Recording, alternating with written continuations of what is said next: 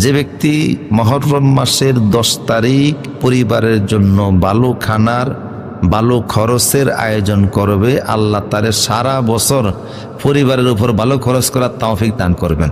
রাসূল সাল্লাল্লাহু আলাইহি ওয়াসাল্লাম বলছেন যে মান ওয়াসআ আলা ইয়ালিহি ফিন নাফাকাতি ইয়াউমুল আশুরা ওয়াসআ আল্লাহু মিন সাইরিল সানা। যে ব্যক্তি মুহররম মাসের 10 তারিখ পরিবারের জন্য ভালো খানার ভালো খরচের আয়োজন করবে, আল্লাহ তার সারা বছর পরিবারের উপর ভালো খরচ করার তৌফিক দান করবেন।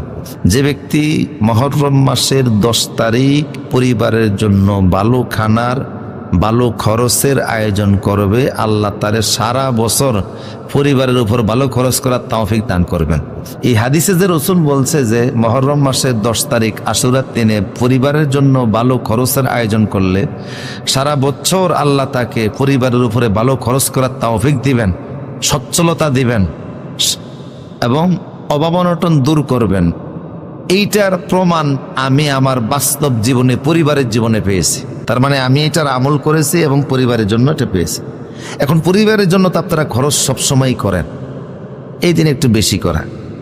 আবার রাসূল অন্য হাদিসে বলছেন যে মান আনফাকা আলা ইয়ালিহি ফাহুয়া লাহু সাদাকা, পরিবারের জন্য যদি কেউ খরচ করে এটাও আল্লাহ তাকে সদকা সওয়াব দান করে দিবেন।